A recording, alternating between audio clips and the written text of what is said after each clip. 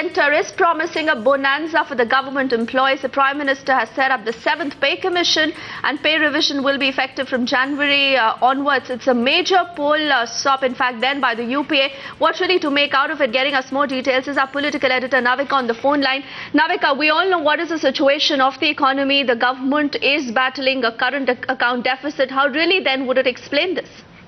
Well, it is a major poll stop that comes ahead of the announcement of polls in the 5 states assemblies which are going to polls by the end of this year, and of course the big Lok Sabha elections of 2014.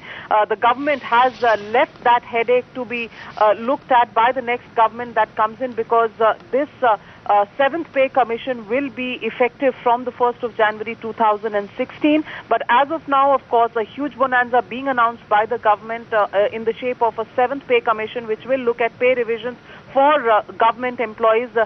Normally the Pay Commission looks at central government employees, but once these rates are revised for central government employees, all states have to follow suit, and that is why it comes as a huge bonanza for the lakhs and lakhs of employees belonging to the government sector. The government clearly at this moment, on the one hand talking about austerity, trying to cut down non-plan expenditure, on the other hand announcing the 7th Pay Commission, clearly trying to impress voters who could come from the government employee segment, and that is what the government is targeting. However, the Finance Ministry has made it clear that this will be effective only from the 1st of January 2016, and that clearly will be the time when the next government will be in power.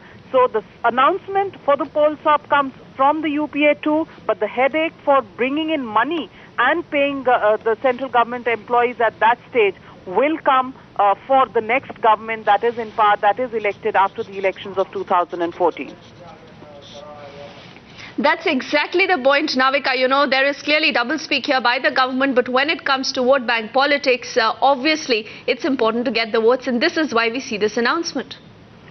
That's right. In fact, the timing of this is very interesting. It comes in even before the Election Commission is all set to announce the dates for polls for all the 5 assembly segments next week. We are expecting the Election Commission to announce the dates on 3rd or 4th of October. And by then the model code of conduct would have come into place, which is why the government actually announcing this just ahead of that announcement for election dates.